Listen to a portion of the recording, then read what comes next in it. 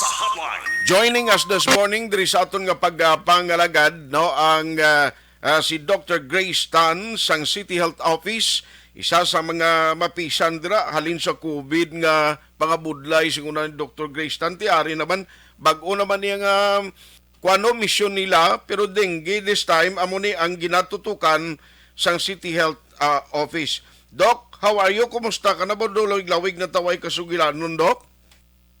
Sir, good morning. Good sa imo kag sa imo mga listeners. Salamat gid Doc no kay siling ko gani ang data dira halin sa inyo sa Bacolod City Epidemiological Surveillance Unit no especially dira sa imo sa City Health Office Environment Sanitation Division daw nagtaas gid kita do ko dako sing itaas no sining nga tuig compare sa last year nga data. Anong reason kasi kung tigilinit manidok nga daw nagpamira niya si Dinggihaw? Yes sir, no, do ka nasabad ang dengue. Makita naton from the past nga every 3 years nagasaka ang aton nga cases. So ang last nga statistics nga nagsaka siya was 2019. Okay. So, ano naman siya, inugsaka na yun. And it does not occur lang sa Bacolod. It's a nationwide naton nga issue. Every 3 years, alin sa decades ago, makita na natin ni every 3 years ang iya trend nagasaka gid. And kung natawan naman natin sa every year nga trending, ang ma-peak na naman na sa during sa tiyempo nga may nagatamo sang ulan-ulan.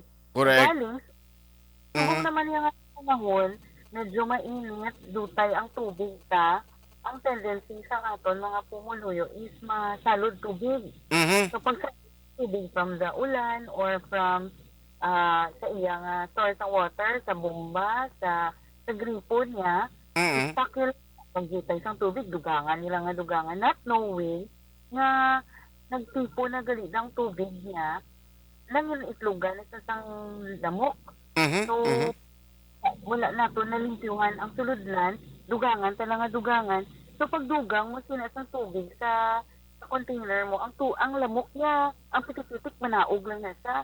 Pero pag unang sang tubig, di wala na nagtubod. No, wala may nagdagdag na tubig. Masaka naman na siya sa babaw and nourishment-wise, tubig ta full of nutrients. At the end of 5 days, mahimo na sa lamok, malupad na siya kag mga gat naman. Uy, kadasig lang gali, Doc. Liba lang kadlaw? Yes, sir.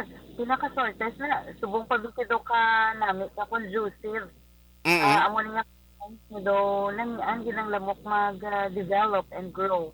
That in 5 days time, you can grow from itlog to a full-blown nga lamok kag ready na sa mga gat dayon. So, amo na nga kung hindi naton pag take chances gid nga lang tawon ang inyong mga containers ng tubig sa sulod. Okay. Kasagwa sa amo gini ang pinakadako na to nga source ng aton nga mga pitik-pitik. Mhm. Kaya minsan panglibot kami bala sa aton dili nga mga barangay sir. Ang mga most common gid nga makita naton nga may mga ilitlugan, kung may mga pitik-pitik na, yung mga dish rack ang sa dalong sang aton nga ginasaludan sang pinggan after ta maghugas bala. Uy. Mhm. Or sa aton nga inang water dispenser. Or sa likod ng refrigerator, may gatubod na nga tubig. Aha. Or, yung mga amo nang pinaka-common, ang ginasaludan, tagil din ang mga balde, mga drum, mga flower vases. Ang mga pinaka-common. Less lang din siguro na ang makita natin nga ara sa sagwa, like lamawan. Kaya usually, subong at simpo, kung ang mga lamawan dasig magmala because of too much ng heat, no, kainit tayo. So, dasig siya magmala, hindi mag-try, hindi mabuhi na ang aton nga mga pitik-pitik. Okay. Pero, hindi sa sulod, kag sa palibot lang naton nga pabilin ang tubig, ara ginada siya. So, in 5 days time, ara na damo na dayon ang lamok amo na nga ang kadasig sang paglupad sang aton nga pagtaka sang aton nga cases subong. Yes. So, subong ano ang mga strategy nga himuon ta sini kay ara naman ang daan sa template ya dok no nga ang 4S nga kinahanglan search and destroy and all so on and so forth.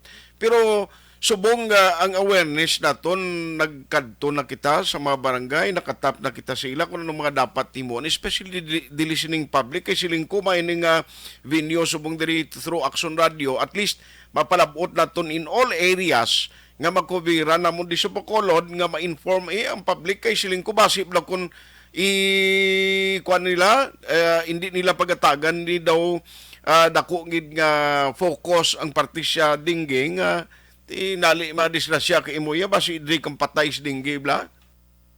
Yes, sir. Actually, sir, and we are happy nga for the partnership naton with media like yours na makapalambot din sa aton pumuluyo kay we need to be reminded every now and then.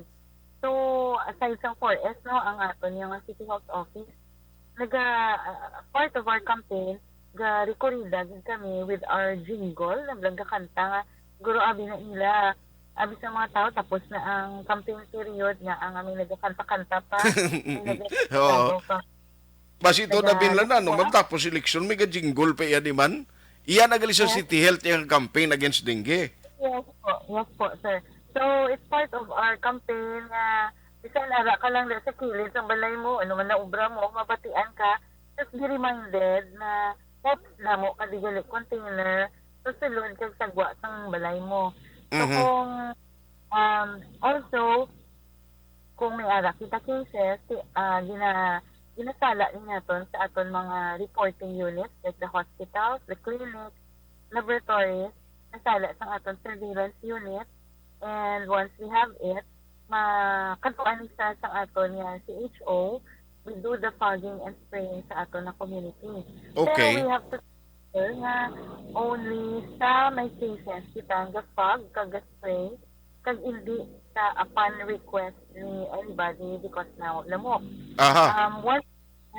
One reason, sir, is we don't want to develop ng ginatawag natin resistance sa aton mga lamok kay too much because hindi correct ang aton niya kag-appropriate ang aton niya way of spraying and fogging, pwede na siya nga mag-resistance. Eventually, hindi na siya magpamati sa aton mga bulong. So, ito Okay. problem na. Aha. Another thing is, we avoid too much of the chemicals na ginaproduce sa paagi sa pag-spray, sa pag-fog, no, kaya ginaguba na natin aton environment. Okay. As much as possible, we limit that to confirmed cases ng aton dengue. Kaya iniya kung confirmed case na, we have to be assured na may ara kita da yang lamok gidya nga ga-carry sang dengue virus. Ano na siyang dapat target naton. And it's not just pang patay lang sa hindi sa target naton. So we have to kill the. So we are constantly reminding our constituents, no, our Bacolodnons na ang aton nga fight sa dengue is targeted. Hindi lang go lang left and right na dapat targeted kita. Kaya otherwise, ang ato niya kausa hindi maging mabinungahon. Correct na, kaya hindi mo na pwede nga siling mo may mga lamok di sa amon, Dok. Matawag bala na sa City Health, Dok, may mga lamok di bala sa amon damo, di kaya hindi man tanong nga lamok. Amon ni siyang carrier sang dengue mo, no? Hindi pwede nga sige ka lang paging to kay sa ulitod, basi mangin kabalan ng lamok nga hindi kabatyag na bladok, no? Yes, sir. So with fogging and spraying, ang atong target is patson tagidaya ang carrier ng dengue virus. So we put chemicals in it, galing kasi amo na kung left and right na we do that, magguba man aton nga environment, tingala naman ta nga guba ng ozone layer, kainit na kaayo, because of the hindi nga aso sa chemicals destroys our environment. So kung damo ang sa palibot what we do is pangitaon ta ang source. Probably damo kada areas nga hamog or may mga amo na containers sang tubig nga hindi sa maula nga damo pitik-pitik. So what we do, ulaon ta na sa kaglimpyuhan ang containers kay dira gid na isa. So ang isa siguro sir nga mabalaan mo nga ini nagdugay ng nga water, nag-stagnate na sa Okay. tipon na siya sa container mo is pag-touch, paghikap mo siguro sa sulod lang bala sir, danlog na siya. Danlog, correct? Oo. Oo. Hmm, it means dugay na ng tubig mo, ang container mo way malimpyuhan. So Aha. better ilimpyuhan na. Kung hindi gid kung need mo gina ang tubig gina nga i-store, ipunon, make effort i-cover na siya para Aha. hindi sa sang lamok. Okay. Kay ang aton nga lamok once kagat, female nga mosquito na sa sir ang pangagat. So once Mm. malupad na siya, mangita na siya sa iya nga ginatawag nga blood meal do Dracula para Aha. makalay sa sang egg. So ang ginapangita niya naman ang blood meal, ang medyo warm. So kung ganila na isa ka person, di warm na siya o mainit na, no? Amo na ginakagat ng lamok ta. That's why kung ganila na isa ka person is a must na butangan ta sa mosquito net para hindi sa kagton sang lamok. Ang virus na sa gahilanat ng pasyente, hindi masaylo sa lamok, hindi masaylo sa iban. Okay. Once Ay, mga grabe man sa galing ginapangita. Iya mainit yung dugo, yung suyupon niya, ha? sige kagat sa patay, sa mainit. So once Mm. makakagat na sa sir sa isa ka person, ang himuon niya, mangita na sa may kuha na sa may urge na sa rason nga mangitlog. Ang So itlog. mangita Oo. ng water nga itlogan niya. So Aha. it doesn't mean na anong gid na ara sa kalog. Okay gid ang kalog nga basta wala ga flow, Aha. itlogan niya na hindi na pangita niya. Okay. Tag na okay, sa itlogan niya na once mangitlog na da siya, ma-develop na ng itlog, mo pitik-pitik, mahimo nga pupa, ng Mm. do kama shape. In 5 days time, malupad na siya, mangita na siya sang kagton liwat. So, Okay. it's a cycle kag siguro intindihan to sir, ang isa ka female mosquito can lay an egg to as much as 300 eggs. Sus! Grabe Kala damo na. gali. Opo. Kung Mm. ang 300 ang sinada, half would be female naman. So, 150. So, 150 kung bayan, na sa nga maglagaw naman and mangitlog, mga gat, pangitlog. So, ano sa, triple ang pagdamo niya kay, amo na sa kadamo ang itlog dayon. Mhm. So, it's all up to us, no, nga libuton ta gidra ang sulod kag sagwa sang balay naton Aha. and our workplace, Okay. mangitid sang stagnant water nga ina. Aha. Isa lang gid yes, sir. Yes. Pero subong dok, why pa man recorded no sa within the Bacolod City? Iya nga do death case naton. Actually, we have 4 na sir for this year. Isa Oho. ka 11 years old, isa ka 20 years old, 19 years old, and 75 years old. Uy, Ang pati history- gali may edad na dalahig man kagaton pa na. Abi ko kung sino citizen ka hindi ka madutlan na mo. I-exclude nila sir. Pero gid na exempt ng lamok sir. Ang ano mo, Grabe nga lamok no. Mm. we have as young as 4 months. Nagligad nila kita 1 month. Mm. Nada 99 years old. So, amo ng age range. So, ang pinaka-common ni nila, sir, gineglect ang hilanat because they thought of it na daw trangkaso lang. Okay. Hindi pabayaan niya. So, ang late consult is a big factor kung nga ang nagakal-expire ang Mhm. aton nga mga yani. So, Okay. tani, ang ato naman nga call is at the earliest time sa hilanat, whether balaan mo nga trangkaso na or hindi, go for a consult, no? Second Mhm. day. And decide kung hindi ka gid kalakat pa, take plenty of fluids, especially orisol. Kaya amo ni siya ang maka-help na hindi mag-go into complication. Okay. Fluid, orisol. Kaya in a lot of times, ini nga mga pasyente, sir, ang complaint sa ila nga mga folks, wala Mm. gana mag-phone, wala gana mag-inom tubig, wala gana magbangon. So, we make it a point na i-encourage din sila nga magbangon, mag-inom fluids, kaon, bisan gagmay-gagmay, pero frequent. Mhm. Fluid or so para hindi magluya, hindi magnaog yun kaayo ang platelet, hindi magpanaog ang blood pressure. Kaya hindi Okay. mag-bleed.